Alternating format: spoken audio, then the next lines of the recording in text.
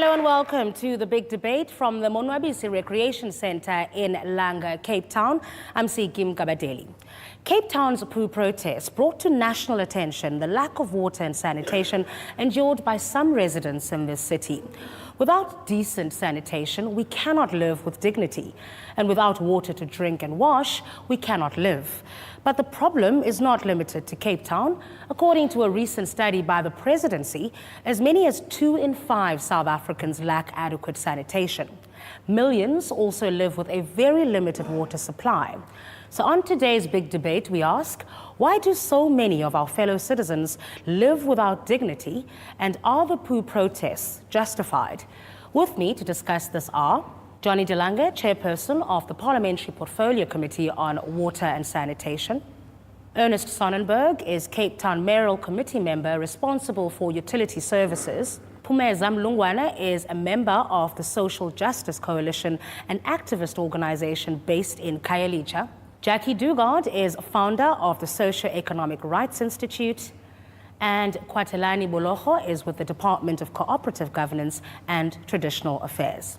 In our audience here in Cape Town, we have residents from across the city, including families who are living with the bucket system and others who benefit from free basic water provided by the city. We also have students, government officials, engineers and water specialists, and members of the public who are concerned about water and sanitation. Welcome to you all.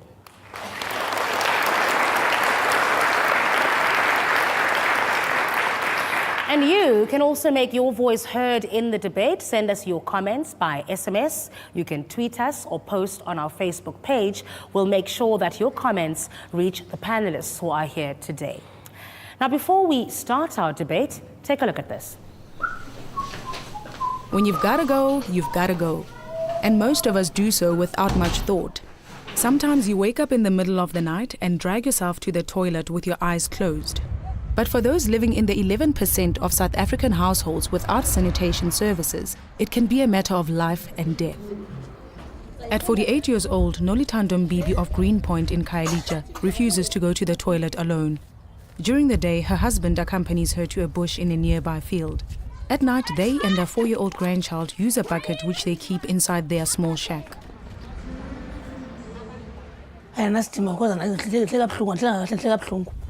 Undignified and unhygienic living conditions in the shack are the price Nolithando pays for her safety. In October 2012, she was relieving herself in a bush when she was grabbed by a man from the area. October last year,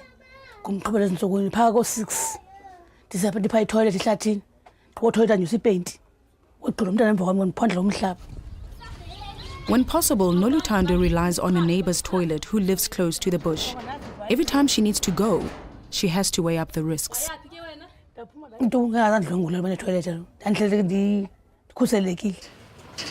Over 1 in 4 South Africans use sanitation services which do not meet basic standards. In the France informal settlement, residents still use the bucket system.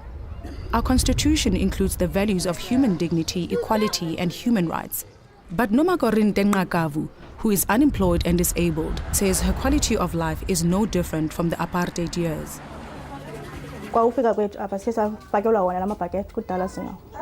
13 years now, what's now? No matter na the toilet is number spark with 10 because the other one balabeka banazi toilet. Toilet fuchana pinyang was gay in bed to like a petrolician in bed. Siang and up in Nabandona Kabe, Jalapapa, James Zegolongo, in bed to Zamba, Bazalingas. Samagay Bas Bambi, Palatum, may rise from Sakel, Basena Simloni. So we say for book. The city of Cape Town says that it's upgrading services as rapidly as possible, but that it is important to design its programs carefully so as not to waste resources. Also, it's important to do proper research and planning, especially in informal settlements. The city has introduced portable flush toilets, also known as porta potties, as an affordable and speedy interim solution. At the end of the day, we need to also ascertain whether those people are sort of fixed within those specific areas. You understand? You could be finding a lot of people mulling around within an area, operating within an area, but they may not be residents of that specific area. So one has to ensure that your statistics are accurate or as close to accurate as possible, so that when you effect the services, that we know that the area is going to be effectively serviced. But some residents believe the city's upgrading programs, including the porta potties, are too little too late. They have turned to protest.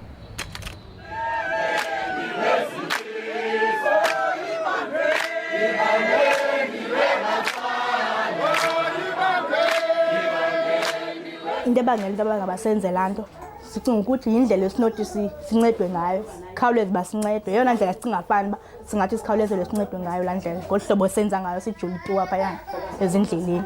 Because ke iminyaka mininzi sihleli apha emabhakethini. I-13 years ayontwana. The poo protests have angered many across the country. Yet, despite the fact that some of the protest leaders have been charged with criminal offences, residents like Noma Corinte have a tough message for the mayor of Cape Town, Patricia de Lille. Noba yile nto kamhlawumbi ke singabantu abamnyama ndiyazi ndibe kanjani, because ke ngoba ke yena kanohlala nekaka endlini. Yabo, kanohlala nekaka endlini. Baqhankqalaziswa yiloo nto kaloku because abafuni uhlala nethoyilethi endlini. Ernest Sonnenberg, Cape Town Mayoral Committee member responsible for utility services. Now imagine it, right? Bucket of human excrement in your home. These are homes that have 1 or 2 rooms in them. Have you ever experienced that for a day, a week, a month, a year? Well, I've been fortunate that I have not experienced it, but one must also put it in the context of the growing trend of the informal settlements within the city of Cape Town. One must understand that in the last 10 years, the city has grown by 30%. And obviously, whilst the city has grown, our provision of sanitation has also grown. Remember that in the city of Cape Town, in 2006, there was only approximately 10,000 toilets. We now make provision for about 40,000 toilets, so we've grown. But this is also a problem nationally, just not in the city of Cape Town. Absolutely. We understand you have challenges. We understand it's a national problem. We're going to deal with the others. We're talking about Cape Town right now. This is a rich city. Why don't you just take a pile of cash and say to Cape Townians, we're going to give every single one of you a flushing, waterborne toilet, no matter which side of the mountain you live on.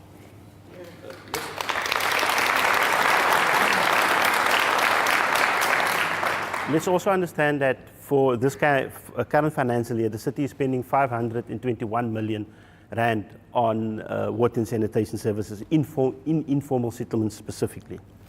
But you must also understand that 82% of the city's informal settlements are on unsuitable land, where the water table is actually bursting through the ground.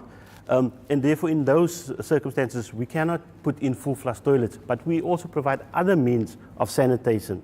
So we have your chemical toilets, and we have the container toilets that are being provided. It's not the ideal, but from the city side, we're clearly trying. All right. Phumeza Mlungwana, you're with the Social Justice Coalition. He has a point, right?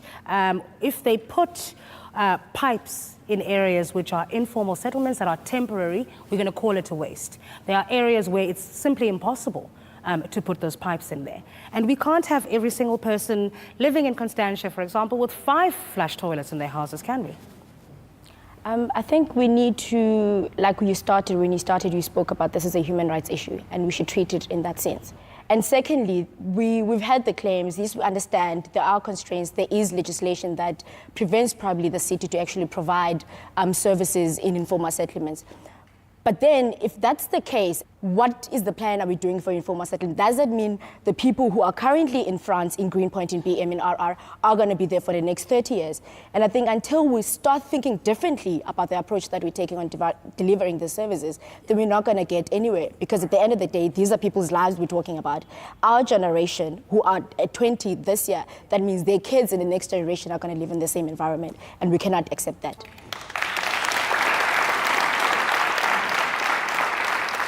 Jani Delanga, she talks about legislation. You're a lawmaker, you're an ANC member of parliament.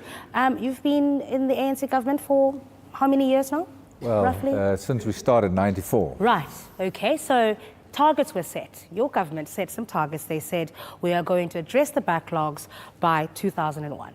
Then it moved to 2010. Then it moved to 2014. We now understand it's now 2016. Is there any intention to resolve this? I think I would like to start the same way as Pumize has started, and to say that we must be clear about this issue. The access to water and to sanitation is an issue of human rights.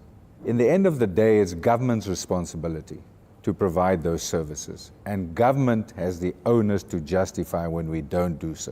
Of course, we have to set targets and so on. We have to try and meet these targets, and I don't think government has always met our targets that we've set. In some But why is it a moving target? Well, it's a moving target because of urbanization, and of course because of the legacy of our past. But urbanization is not going to change. Are you saying perpetually we're going to have this target moving because people are moving into urban areas? It's going to move all the time, but I think it's government's responsibility, whether it's Cape Town or any other city, to sit down with people and map out the future. We don't plan for the future, we don't look at how these things, and therefore we don't engage communities to tell them when can they expect a result to their problem. All right. Jackie Dugard, you're with the Socio-Economic Rights Institute. Johnny's making all the right noises, is saying all the right things, and in fact, since 1994, progress has been made. More and more people are living today with dignity. Yes, I think that's right. And I think that when it comes to water services, the government actually should be commended for making great strides. It's not perfect by any stretch of the imagination. And a huge problem with water and with sanitation is the failure to regulate. And this thing about chasing targets has its problems. Yes, you want so many taps laid out and the infrastructure laid out. But this creates problems of quality. That's a huge percentage of those sanitation services that have been rolled out are dysfunctional, non-functioning. There's hardly any maintenance spent by municipalities. And that's a serious thing. These are problems of planning and these are problems of coordination. These things need to be addressed immediately. And with regards to sanitation, I'm afraid we've begun to go backwards. And one of the big reasons for this is the move from sanitation, from water affairs to human settlements. Okay. Well, Kwatilani, you're with the Department of Cooperative Governance. Your department actually gives out large sums of the money to the municipalities to meet these targets and actually to address the backlogs. Are you regulating how the money is spent? Is it being spent on actual water and sanitation, or does it go to paying salary? We do regulate in terms of how funds are supposed to be spent, and we use the Division of Revenue Act. And it's very clear in terms of where funds are not being spent properly, what needs to be done, and where there are huge underspending, it also indicates what needs to be done. If somebody is underspending, you need to stop the money. We're currently working with National Treasury to try to also look at these unspent grants. We are going to get all the municipalities in one place so that we can deal with this matter. All right. Attorney Ehrenreich, are you satisfied with what's being said? Absolutely not. I think the point that's made strongly is that people can't live in a circumstance where they don't have dignified sanitation and proper toilets. Whether it's for informal settlements or backyarders, that clearly has to be a priority. And part of doing that is to make sure that there are clear plans that are put in place in consultation with people. To try and impose bad sanitation solutions into people's homes with single-room dwellings is unacceptable. We have money in this country. Instead of spending funds on arms and other things, we should spend it on people's primary needs. Sanitation is clearly one of those things, and that's what we need to do.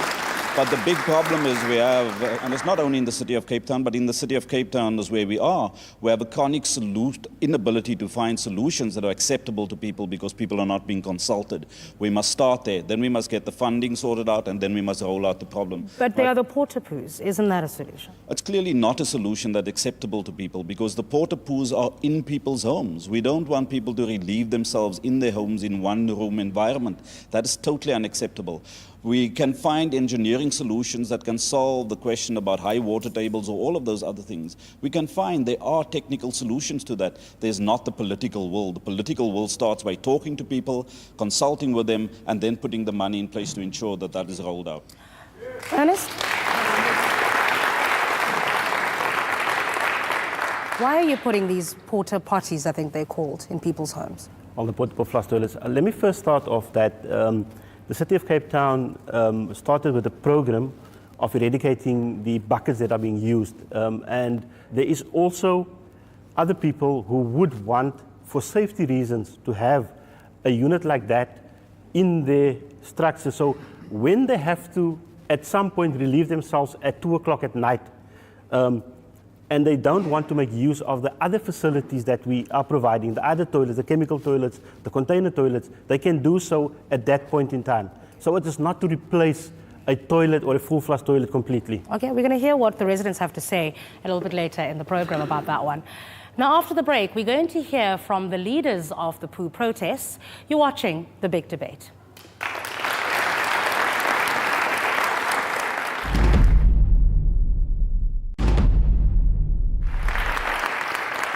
And welcome back to The Big Debate. We're discussing water and sanitation. Now, earlier this year, a group of activists hit the headlines in Cape Town when they were seen dumping containers of human feces in public places around the city. One of the so-called poo protesters is Andy Lilili. He's here with us today. Poo protests. Now, come on. This is not how you change government policy. Oh, you really think this is going to work? Obviously, I know you might have that kind of perception, but where we live, we wanted to expose how our people, African people and colored community in Cape Town are subjected to. And as individuals, as activists, we cannot tolerate to walk right across the feces in our streets in Khayelitsha and across Cape Town. We are saying that is totally unaccepted, and we are saying that is unhygienic. If it is unhygienic for people who live in Cape Town, if it is also unhygienic for people in airport, it is also unhygienic for us as people who live in informal settlements. One wrong, though. Two wrongs don't make a right. I think it's a criminal activity that we you're wanted engaging to in. expose this to the authorities, that our people are living with feces for 24 hours, and it can never be. If you wanted to expose this to the authorities, why go to the airport? Go to them. Yes, we went to legislature, and later on we went to airport to expose not only here in Cape Town, but internationally. It must be known that our people here are treated so badly by a racist government. But you're playing politics. No, You're playing politics. Let's be fair. There are other municipalities run by the ANC all over the country. You could have gone to the Northwest, you could have gone to the Eastern Cape, KZN, bucket systems there, right? Will you tell us that the poo protests are going to move into ANC municipalities as well? No, I don't think we are playing any politics. I live in those informal settlements, so I don't play any politics. In fact, for instance, now I'm just a suspended member of the ANC, so you cannot say I'm playing politics, whereas I'm talking to the issues affecting the black people in Cape Town. Show of hands from everybody in the audience. How many of you think that the so-called poo protests are justified? Put up your hand. Interesting. That's a lot of people, Ernest. I think the point that you've made, that this is not just only in Cape Town. In actual fact, in a lot of other cities, it's even worse. But one must understand also, and I'm putting it to Andile Lile, that his first suspension was not because of the poo protest, but his first suspension was of other charges, where the city actually took a decision to ask the provincial minister to remove him from council. So, in actual fact, his poo protest was having a second bite at the cherry of becoming or remaining a councillor and trying to get communities to show the ANC that he's got community support. Because subsequently, when the 8 members that was with him was identified, the poo protest then subsided. Let me get a sense from the community then. Let me start with you, Mamelika, if you can stand up for me. Do you agree with these protests? Do you think that it's a good thing? Lento yenziwayo kisolwaketuwa apha ezitratweni ndiyavumelana nayo. Ngoba nam apho ndihlala khona eFrance eside B dinamabhakethi. Amabhakethi lawo singawafuniyo pha ekuhlaleni eFrance eside B. Ndicinga aba bantu bagibisela ituwa estratweni. Bacinga fana bayinoba indlela abazawuthi balungiselelwe ngayo. Ngoba kudala safika phaya eFrance eside B from 1998. Sina 13 years sihlala phaya. Kudala sireporta kubantu abaphambili. Senziwe izithembiso sithenjiswe zingade ziphumelele izithembiso. Okay.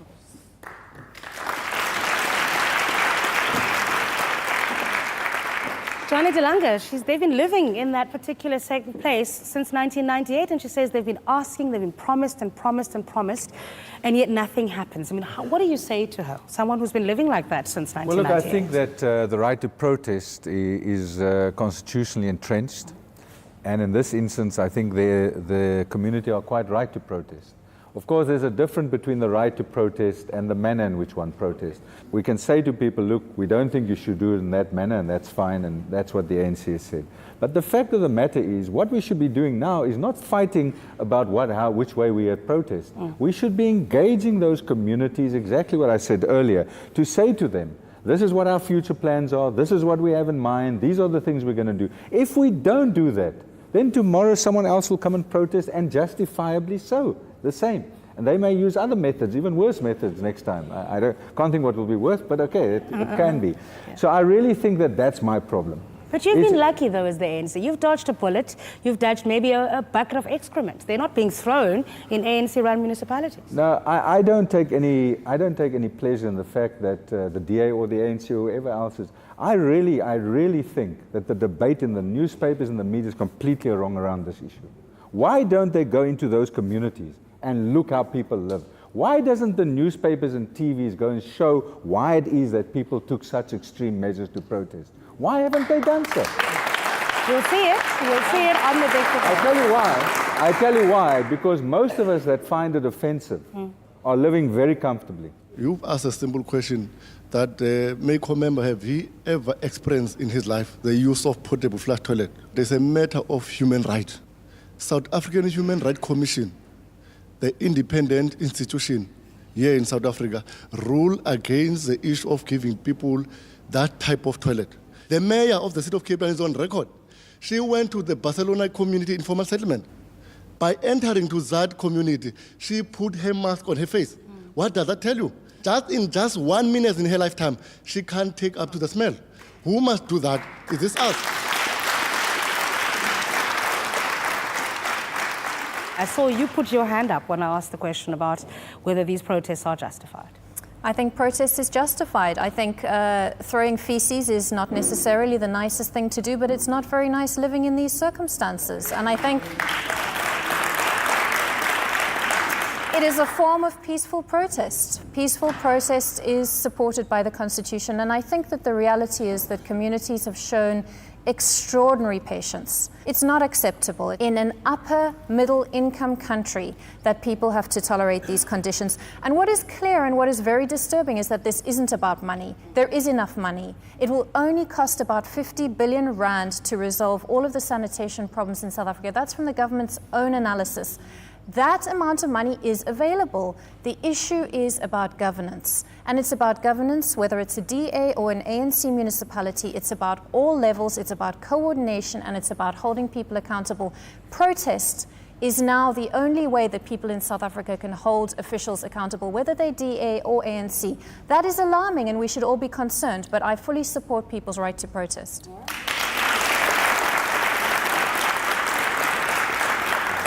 And when we return, we're going to talk to residents who are threatening to pull out the water meters being installed by the city of Cape Town. This is The Big Debate.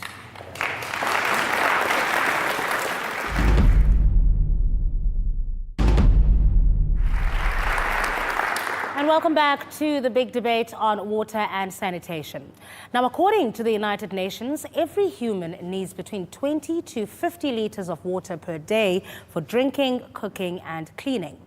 In South Africa, everyone is entitled to 25 litres of free basic water per day. Here in Cape Town, the city has installed special water meters in some poorer areas, which measures the free water and cuts the supply off after the limit is reached. Take a look at this. Themba Mgaza of Vrygrond near Muizenberg gets water from a communal tap in his yard. He shares 350 litres per day of free water with his family of 4 and 6 tenant families. That's 2 bathtubs of water for over 24 people to drink, wash, cook and clean. The water is controlled by a special meter known as a water management device. At 4 a.m. each day, the tap is due to be switched on. But by 6 a.m., the water is often finished. Some days, Themba says, there is no water at all. bafike bafaka le nto batshintsha leyana endala but zabasixelela uba isebenza njani uzobona njani la 6 kiloliters ayiphelile but thina sibe sibone ngamanzi sekengekho qha. Some Vrygrond residents like Godfrey Tromp have resisted the new water meters, saying they are a violation of people's rights. They must come and change it. If not, then we, as a community, we're going to change it ourselves. According to Godfrey, the meters only cut off water to poorer residents. I mean, the city don't work for us as Vrygrond people. The city work for them in Marina de Gama and there in Cape Town. You understand what I'm saying? And Godfrey is here with us today. Godfrey, you don't like these meters. Why? Yes, I hate the meters actually. Not me alone, but most of the people in the community, the majority actually. But you're getting 25 litres per person per day of free basic water from these meters. Ma'am, to tell you the truth, that 25 litres is a drop in the ocean for us in the community. We are not used to this 25 litres and we will never be used to this 25 litres. You understand? And we want our normal water because I want to make it clear today to the councillors. They must remember, this water belongs to us. You understand? And the pipes and the labor belongs to them. You understand? They find us with that water and they're going to leave us with that water. All right. Thanks. In fact, we did an experiment and measured exactly what 25 litres per person per day means. It means 2.5 of these buckets. Now, Johnny Delanga, this was not enough for even the shower that I had this morning. Now, you have families who are, for example, in the insert, you heard about Temba, who lives with his family, and then he has back rooms, so that's 24 people rather living together. The 25 litres actually refers to an 8-person household. Well, look, whatever decision we make, whether we give it 2 tons of water or not, I mean, someone has to pay for it. So I think you have to look at it in terms of the big problem we have in the country. If 51 million people, we need to provide water. So what free water we can provide is clearly we'll have to start at a certain level and you have to keep moving it upwards. I really think that communities that would resist the installation of water meters is completely wrong. In the end of the day, all of us have. I have a water meter. Every single home has a water meter. Now, I think where we are failing is households that are rich. We should be charging, when they go beyond a certain amount of water, we should be charging double for that water, which we're not doing. And I think that will start subsidizing some and increasing the 25 at the bottom. But those water meters actually cut water off once the 25 litres per person per day is actually reached. Those of us who have water meters in our homes don't have that. After I've reached my free limit, it carries on anyway, and I'm charged for that. Why are we cutting people off? No, well, I think that's completely wrong. I'm not aware of that.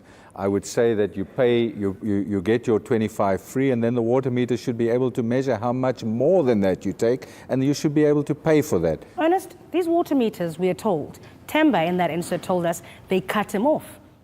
Perhaps let me just first of all start. The city is currently providing 350 litres per unit per day.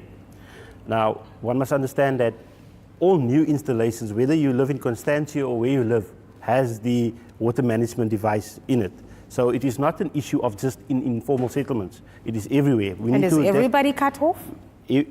Well, let me just come. What happens is that let him finish. It is an issue of affordability. Everyone can go to the municipality and say that I can afford more than the 350 litres. Please put me on a higher amount.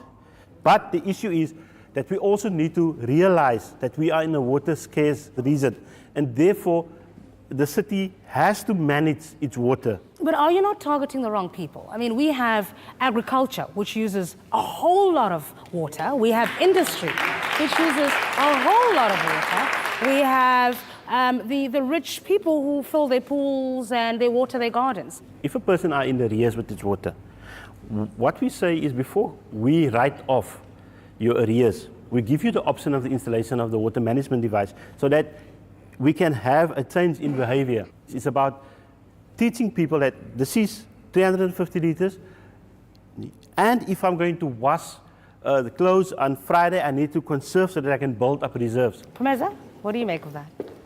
We know that we don't have enough water, but the fact that a lot of the taps you see, they're always leaking, there are no repairs, I think it speaks directly to the issue of maintenance, that it's not like there's not money or there's no water or there's no nothing.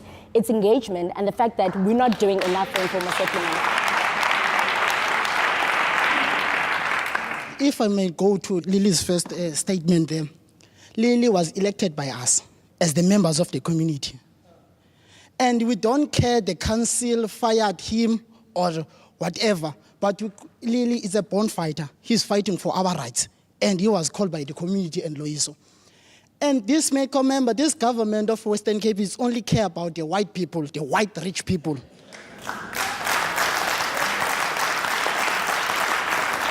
And they are taking the issues on the racist way. Because of, if you can check, the issue of water, the shortage of water, it's in black and colored people. The issue of Porta, it's in black and colored people. Why the son of Van Tonder and the Van der Merwe are not using this? The Porta that we because use of apartheid. No. We make the same excuses everywhere else, don't we? The city of Cape Town is upgrading from the apartheid system into nowadays. Because of they changed the color of the bucket to be white. You see, the color of the bucket was black, so they make the color of Porta to white because of what they're trying to do. They want us to think the Porta is better than the bucket, but they're upgrading the same system of apartheid. Councillor Sonnenberg and his council has had to be taken by the scruff of their necks, to speak to people in Khayelitsha. If we didn't pressure them, let me give you a simple example. The service delivery agreements, which we had to get out of them by law, they are required to have those things on the web, and they're meant to have them in every library. They've never proactively made it available. The Department of Local Government needs to tell us which other municipalities make it available, because they don't. It's not just the city of Cape Town. And I would say that none of our councillors take seriously what happens with budgets. I want to ask Councillor Sonnenberg how much money is spent on outsourcing sanitation and how much money is spent in my area, the city of Cape Town, in the CBD. Why aren't I paying more for my water than someone in Khayelitsha? Okay, let me get those questions answered. I'm going to start with you, Kwatilani, and then I want you to respond to Zaki. Local government, you are at the coalface. I mean, following the work that we did about the understanding the state of local government, we came with a number of initiatives to also look at the issues that is rising with regard to sharing what municipalities are doing and what municipalities are going to do. If you go to also Treasury at National, they publish those also service delivery implementation plans. And also we do check them on a regular basis in terms of whether municipalities are implementing according to these plans that they agreed with the people before. Ernest, very briefly, because we are out of time, just respond very quickly just to simply to say that we table a budget, which is line items. The budget sometimes is this big, but we do table it at council, and that information is freely available to whoever wants to acquire that information. Our sector, or the water sector specifically, is stratified. And the more we have layers of governance, the more the cost of water increases, and the more subsidy cannot reach the poor. So we are having layers, and those layers are not, it does not facilitate the process of provision of water, it complicates it. Why? Because I have Dua to get approval, then we have Kokta to get approval, then we have the district municipality sometimes interfere, then we have the water utility board who is in control of the bulk water. These layers of mistakes has to be rectified in order for us to be able to provide water and sanitation. And on top of all of those different line function departments, whether it be DWA, Water Affairs or Human Settlements, there's also education involved in water and sanitation provision, also health. On top of that, you've also got obviously national, provincial and local. So it becomes almost impossible. And I think on costing, it becomes a really, really difficult and problematic thing. It's very clear, and the World Health Organization states this, that for every dollar you spend on sanitation, you make $9 in terms of human development and performance. So in other words, it's not a costs issue. In fact, you're going to gain. Yeah. You're going to gain from it. But what's the problem? The problem is the first line function department that is affected by waterborne illnesses is health. Health is, to a large extent, not a local government issue. So it's not the local government budget, to a large extent, that's affected. Yeah. So they don't care.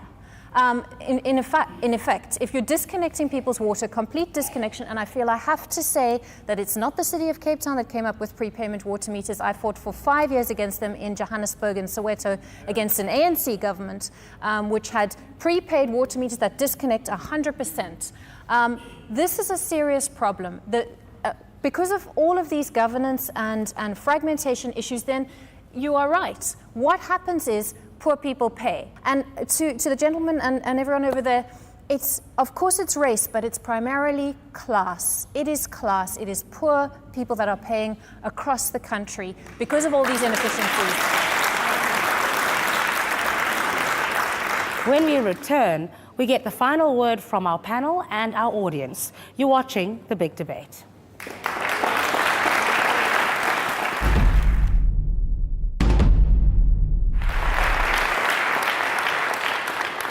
And welcome back to The Big Debate. Can we provide enough water and sanitation for all South Africans so that everyone can live with dignity? What do you think? Water is life. We've got to start with that and saying without water there will be no life. Plants needed, animals needed, more humans needed as well. And these blue top meters, as we call them, is cutting off people's life. What I would like to say, the Memorial Committee have infringed the rights of the Constitution.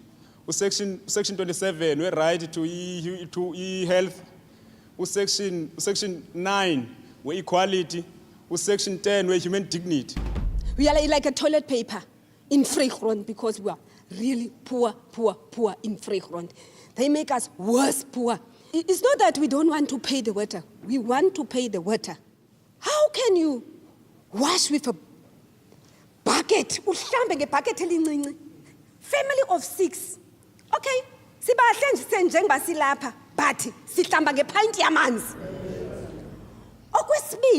what happens? Officials vote. We are just like a toilet paper. We use the toilet paper. After that, you don't look after us. So it's what happened in why you buy porta for into a useless. Why a toilet? You can't buy a plastic shoe. You must buy a quality for using for long. Many of the causes of this poor service deliveries, because we can sweep the tendencies of apartheid under the carpet. But I want to say that land here is poorly used. Even the land that is allocated, there is nothing that stops the city of Cape Town to construct it into, say, story buildings and share out to blacks, say, in flats. Because even the RDP houses are not sustainable. So, if the houses are not properly constructed, it is difficult to perfect sanitation services. One topic that hasn't been talked about at all is who's going to maintain those pipes, who's going to fix it. And I think one thing that has to be said, there is a huge skills gap right now. People need to be educated. They need to be brought into the sector with vocational skills as well as at university level. This government of South Africa has failed to create a dialogue between its own people just to understand its own problems. And secondly, we cannot pay for basic water. Yes. We cannot pay for water. Thank you. The ANC itself has also done this thing in Northern Province, all over South Africa. And now the DA also It feels so I'm traumatized. The fact that also these white people, sorry for saying that, they are talking on behalf of us with our issues. Yes. Although it's them who put us in this kind of situation. Please, people, we are human.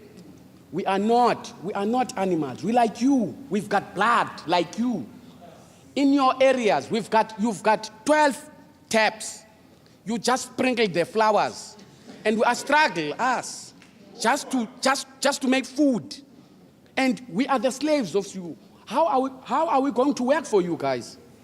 Please, don't do this to us. Ubawa lona, nalona, ndizawucela Monday, bakhupha abantu babo, babheke kumko-TR, bayebona olasizi le-education liyabantwana, okokuba amanzi xa bethi ngoku mabekenziwe le nto, bazazivasa ngantoni izandla xa bephuma etoilet. Niyobabona xa befolile, uyalibona elinye ibhakethi ele linesiciko ne, funeka umntana afeyisane nokwakunqola, kusiza ebusweni bakhe. Ndibuye ndize kulo wamanzi, hayi uyandibulala lo wamanzi, kuba into engaka ya ndizayithini na. Mna ndifuna ngomvulo beyile enzela uba athathe ezanto afake itoilet efleshwayo ngokukhawuleza. Ndicela imvisiswano kuloo ndawo.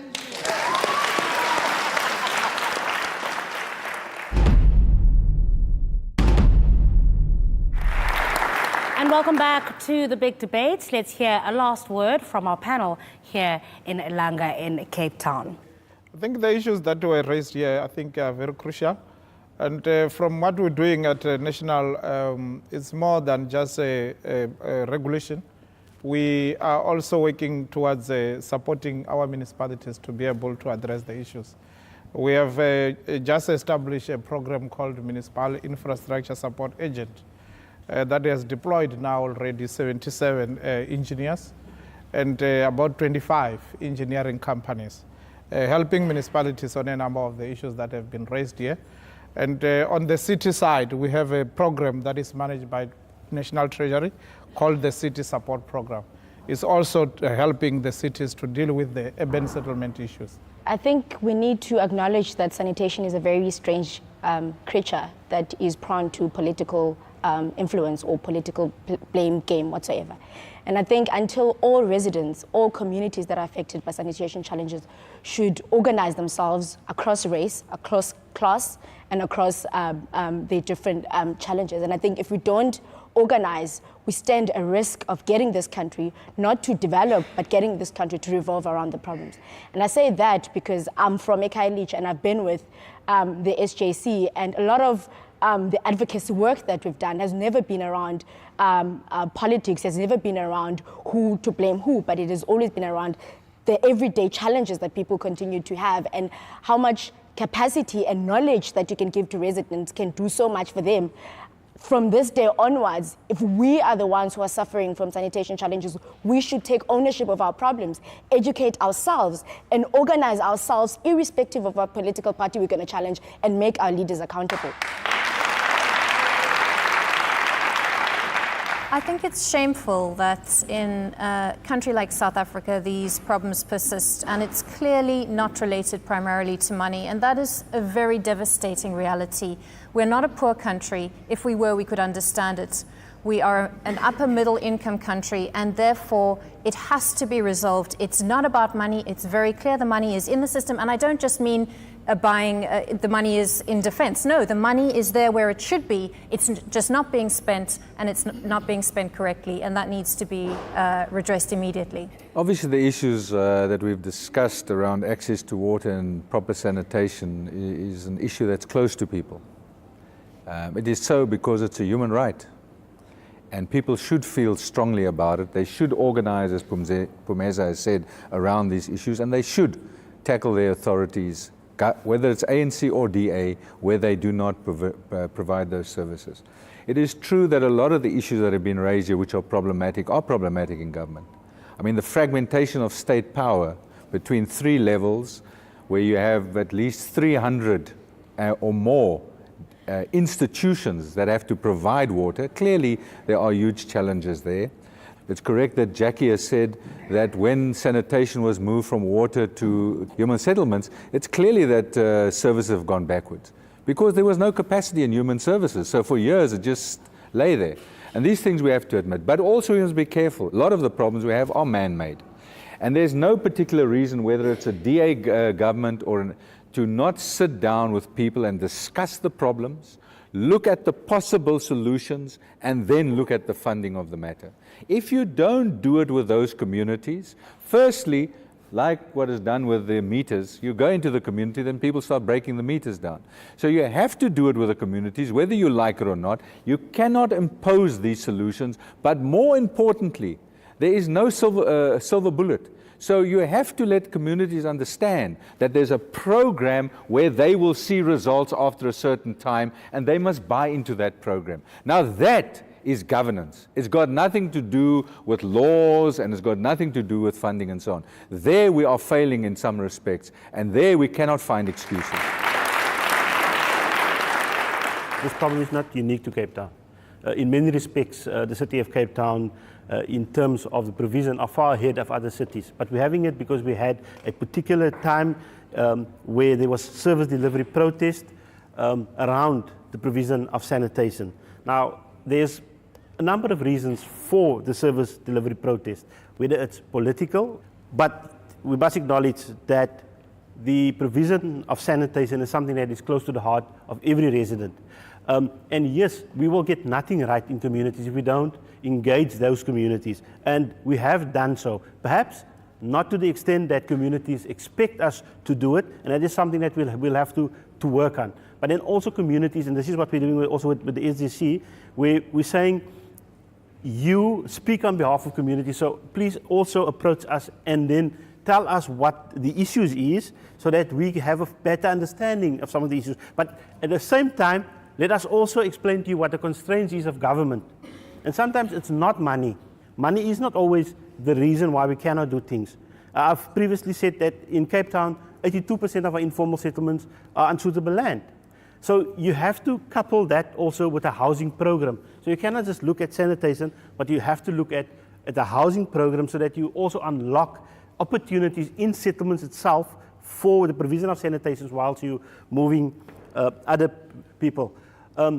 So let us take the politics out of this debate of sanitation so that we can come together and say, this is, as a government, where we want to go, and this is our targets, so that we can achieve those targets. But as long as the politics is in there, you'll get to a community, and the community is already being rallied up not to allow you in. Okay. All right, we'll leave it there. To be part of the big debate, don't forget to like our page on Facebook and follow us on Twitter. In South Africa, two worlds live side by side. Some of us take for granted the running water in our taps, but for millions of our fellow citizens, drinking, washing, and going to the toilet are daily struggles. Are we on track to bring those two South Africas together? Will there be more poo protests before that happens? You decide. Thank you for watching The Big Debate. Goodbye.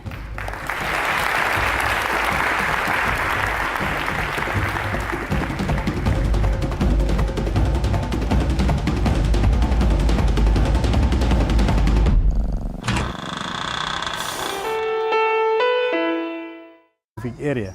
So one has to ensure that your statistics are accurate or as close to accurate as possible, so that when you effect the services, that we know that the area is going to be effectively serviced. But some residents believe the city's upgrading programs, including the porta potties, are too little too late. They have turned to protest.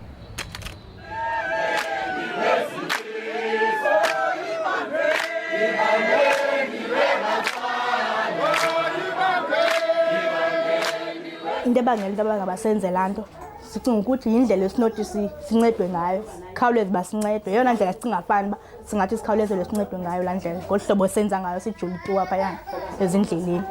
Because ke iminyaka mininzi sihleli apha emabhakethini. I-13 years ayontwana. The poo protests have angered many across the country. Yet, despite the fact that some of the protest leaders have been charged with criminal offences, residents like Noma Korinte have a tough message for the mayor of Cape Town, Patricia de Lille.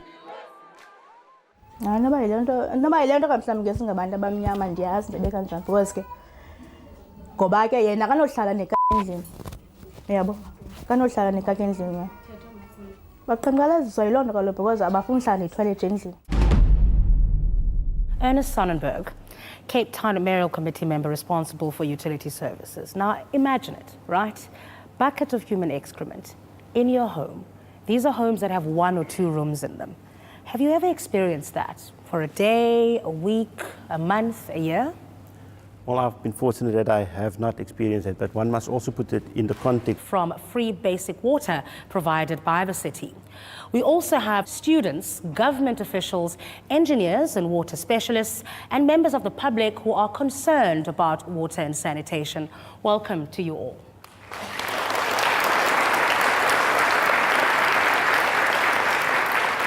And you can also make your voice heard in the debate. Send us your comments by SMS. You can tweet us or post on our Facebook page. We'll make sure that your comments reach the panelists who are here today. Now, before we start our debate, take a look at this. When you've got to go, you've got to go. And most of us do so without much thought.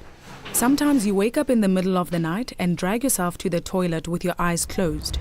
But for those living in the 11% of South African households without sanitation services, it can be a matter of life and death.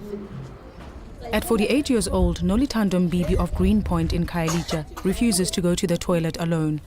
During the day, her husband accompanies her to a bush in a nearby field. At night, they and their 4-year-old grandchild use a bucket which they keep inside their small shack.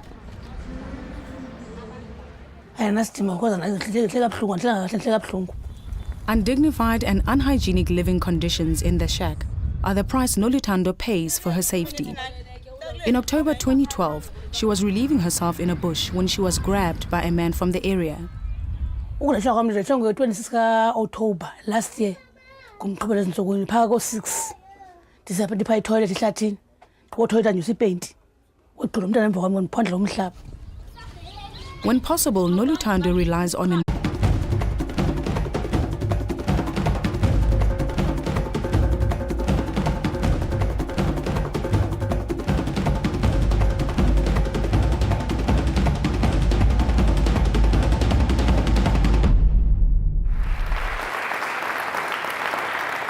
Hello and welcome to the big debate from the Monwabisi Recreation Centre in Langa, Cape Town. I'm Kim Kabadeli. Cape Town's poo protest brought to national attention the lack of water and sanitation endured by some residents in this city. Without decent sanitation, we cannot live with dignity. And without water to drink and wash, we cannot live. But the problem is not limited to Cape Town. According to a recent study by the presidency, as many as 2 in 5 South Africans lack adequate sanitation. Millions also live with a very limited water supply.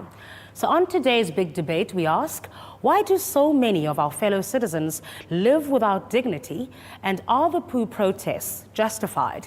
With me to discuss this are Johnny Delanga, chairperson of the Parliamentary Portfolio Committee on Water and Sanitation.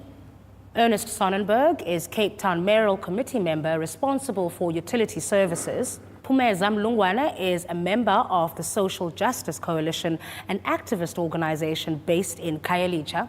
Jackie Dugard is founder of the Socio-Economic Rights Institute. And Kwatelani Boloho is with the Department of Cooperative Governance and Traditional Affairs. In our audience here in Cape Town, we have residents from across the city, including families who are living with the bucket system and others who benefit. Neighbor's toilet who lives close to the bush. Every time she needs to go, she has to weigh up the risks.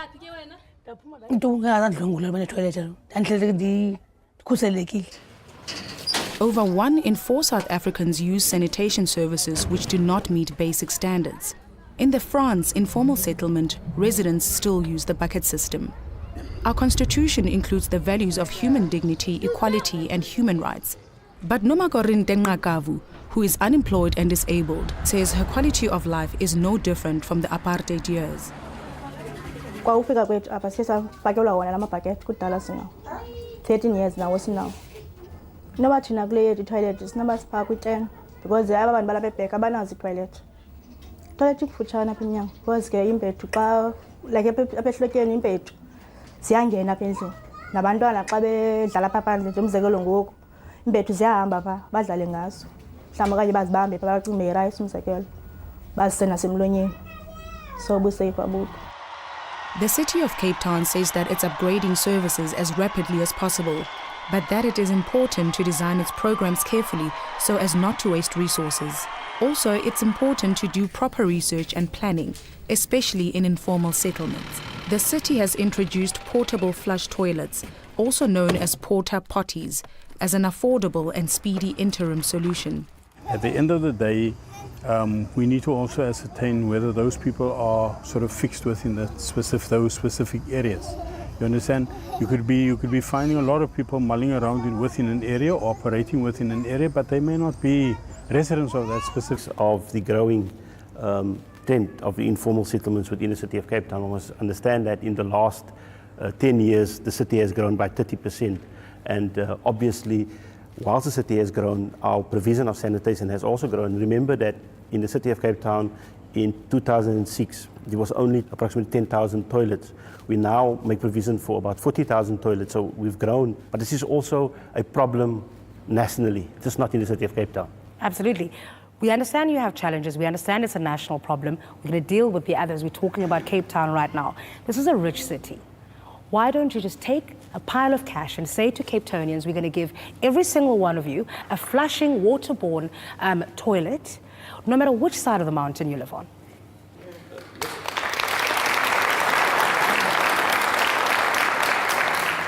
Let's also understand that for this current financial year, the city is spending 521 million rand on water and sanitation services in informal settlements specifically.